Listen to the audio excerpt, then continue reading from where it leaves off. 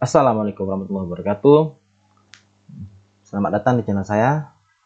Nah, kali ini kita akan membahas soal teknik atau bidang CPNS pada P3K 2023, yaitu latihan soal analisis kebijakan. Oke, langsung saja kita ke soal yang pertama. Kemacetan di ibu kota DKI Jakarta tidak dapat dihindari, terutama pada titik-titik persimpangan, baik di jalan-jalan protokol hingga di jalan lingkungan. Semakin hari, kemacetan di Jakarta semakin parah. Berbagai upaya telah dilakukan oleh pemerintah Provinsi Jakarta untuk mengatasi masalah ini. Mulai dari diberlakukannya program 3-in-1 pembangunan jalan layang, namun hasil ini diharapkan tidak dapat terlaksana. Pemerintah memang yang bertanggung jawab atas kondisi yang rumit seperti ini. Untuk itu, sebagai solusi dari masalah kemacetan yang semakin menjadi tersebut, maka pemerintah Provinsi DKI Jakarta mengeluarkan salah satu solusi, yaitu dengan menyediakan sarana transportasi umum yang lebih efisien, baik secara waktu maupun daya. Sarana transportasi umum yang dibuat oleh pemerintah adalah penyediaan bus Transjakarta atau busway. Nah, berdasarkan dari pemaparan tersebut, termasuk dalam proses kebijakan, pertama, A. Penyusunan agenda, B. Formulasi kebijakan, C. Adopsi kebijakan, D. Implementasi kebijakan, dan E. Evaluasi kebijakan. Nah, berdasarkan dari pembahasan tersebut, termasuk dalam proses kebijakan A, yaitu berdasarkan dari proses kebijakan penyusunan agenda. Selanjutnya, soal yang kedua. Diskursus publik kembali menaruh perhatian terhadap rencana pemerintah pusat untuk memindahkan kota baru. Selang pendapat terkait rencana pemindahan ibu kota tidak terhindarkan. Sebagian memberikan pendapat terkait urgensi dan signifikansi pemindahan ibu kota. Pada sisi lain, muncul kritik dan pesimisme terhadap rencana tersebut. Kebijakan pemerintah dalam memindahkan ibu kota menuju Kalimantan membutuhkan legitimasi publik yang kuat. Argumentasi pentingnya memindahkan ibu kota diwakili oleh beberapa pendapat utama. Pertama, terkait dengan permasalahan kronis yang dihadapi Jakarta yang meliputi ekologi, ekonomi, dan sosial. Pemindahan ibu kota dari Jakarta akan mengurangi beban yang ditanggungnya. Kedua, aspek ekonomi yang menekankan pentingnya pemerataan ekonomi antar wilayah. Dengan dipindahkannya ibu kota diharapkan mampu menciptakan peluang-peluang baru dalam melakukan akselerasi pembangunan ekonomi di luar pemerataan pembangunan. Menumbuhkan pusat-pusat industri baru di luar Jawa akan mampu mendongkrak pertumbuhan ekonomi daerah serta nasional sekaligus. Di samping itu, dipilihnya Provinsi Kalimantan Timur adalah bagian dari menjalankan paradigma pembangunan menuju negara maritim. Potensi 2/3 wilayah laut akan bisa lebih dioptimalkan dengan pemindahan ibu kota di Kalimantan Timur yang dilalui alur laut Kepulauan Indonesia atau ALKI 2. Wilayah Kalimantan Timur juga berada tepat di tengah-tengah wilayah Republik Indonesia yang biasa disesuaikan dengan kebutuhan. Nah, berdasarkan dari pemaparan tersebut termasuk dalam proses kebijakan, A. Penyusunan agenda, B. Formulasi kebijakan, C. Adopsi kebijakan, D. Implementasi kebijakan, dan E. Evaluasi kebijakan. Nah, jawabannya adalah formulasi kebijakan. Lanjut ke soal nomor 3. Presiden Jokowi sudah memutuskan untuk memindahkan ibu kota Jakarta.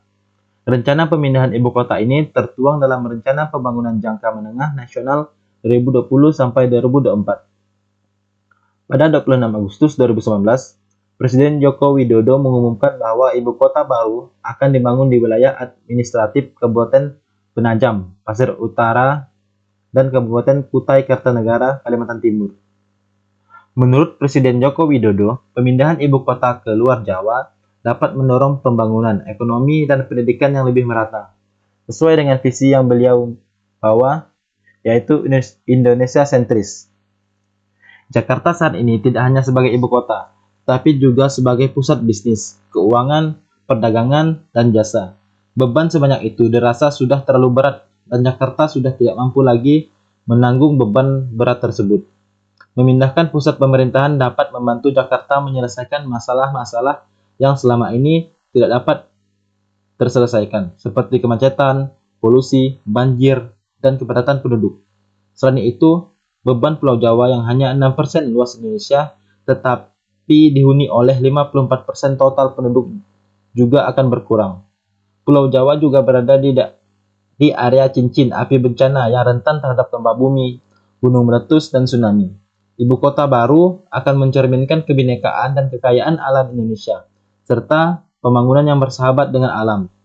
Dengan ibu kota yang akan menjadi simbol bagi Indonesia maju, pemerintah akan memindahkan ibu kota dari DKI Jakarta ke wilayah yang bersinggungan dengan Kabupaten Penajam Pasir Utara dan Kutai Kartanegara, Kalimantan Timur. Dari sisi hukum ketatanegaraan, tindakan hukum pemindahan ibu kota merupakan kebijakan hukum yang sangat futuristik bagi masa depan Republik Indonesia. Nah, berdasarkan dari pemaparan tersebut, termasuk dalam proses kebijakan, A. Penyusunan agenda, B. Formulasi kebijakan, C. Adopsi kebijakan, D. Implementasi kebijakan, dan E. Evaluasi kebijakan. Nah, jawabannya adalah adopsi kebijakan. Nomor selanjutnya. Manusia pada umumnya memerlukan barang-barang yang dapat dikonsumsi secara individual. Akan tetapi, untuk memperolehnya diperlukan biaya seperti makanan, pakaian, rumah, ikan, air minum, botolan, dan sebagainya. Nah, karakteristik barang tersebut termasuk dalam kategori A. Private goods, B. Tools goods, C. Common pool goods, D. Collective goods, dan E. Public goods. Jawabannya adalah termasuk dalam kategori private good. Nomor selanjutnya. Barang yang dikonsumsi secara bersama-sama, penggunaannya tidak dapat dibagi-bagi. Dan untuk memperolehnya, tidak diperlukan biaya, contohnya urusan pertahanan, patrol polisi, pemadam kebakaran, permasyarakatan, dan sebagainya. Nah, karakteristik barang tersebut termasuk dalam kategori A. Private good, B. Tool goods, B. Common pool good, D. Collective good, dan E. Public goods. Nah, karakteristik barang tersebut termasuk dalam kategori collective good. Nomor selanjutnya, dalam menghasilkan informasi mengenai kinerja kebijakan, analis dapat menggunakan berbagai bentuk kriteria untuk mengevaluasi kebijakan. Informasi yang berkaitan dengan kebijakan yakni berupa masalah kebijakan, masa depan kebijakan, aksi kebijakan, hasil kebijakan, dan kinerja kebijakan. Analis retrospektif dapat memberikan penekanan utama pada hasil-hasil aksi dan tidak berisi informasi mengenai tujuan-tujuan serta sasaran kebijakan. Analis retrospektif bertransformasi informasi sesudah aksi kebijakan dilakukan. Kelompok yang mencakup dalam analis kebijakan retrospektif dapat dinilai sebagai A. Analis berorientasi pada disiplin, B. Analisis berorientasi pada masalah, C. Analis berorientasi pada aplikasi, D. Analis berorientasi pada aksi, dan E. Analis berorientasi pada kinerja. Nah, jawabannya adalah kelompok yang mencakup dalam analis kebijakan retrospektif dapat dinilai sebagai analisis berorientasi pada masalah. Nomor selanjutnya. Perbedaan pembuatan keputusan dengan kebijakan jika dibandingkan dengan pembuatan kebijakan terletak pada karakteristik pembuatan keputusan sebagai A. Serangkaian tindakan memilih alternatif secara terus-menerus untuk jangka waktu lama. B. Serangkaian tindakan memilih alternatif suatu pilihan sejumlah alternatif yang bersaing dan selesai untuk jangka waktu tertentu. C. Suatu pilihan sejumlah alternatif yang bersaing dan selesai. D. Suatu pemecahan masalah tertentu. E. Serangkaian tindakan untuk dapat memindahkan kebijakan yang sudah ada ke dalam alternatif kebijakan. Jawabannya adalah perbedaan pembuatan keputusan dengan kebijakan jika dibandingkan dengan pembuatan kebijakan terletak pada karakteristik pembuatan keputusan sebagai suatu pilihan sejumlah alternatif yang bersaing dan selesai.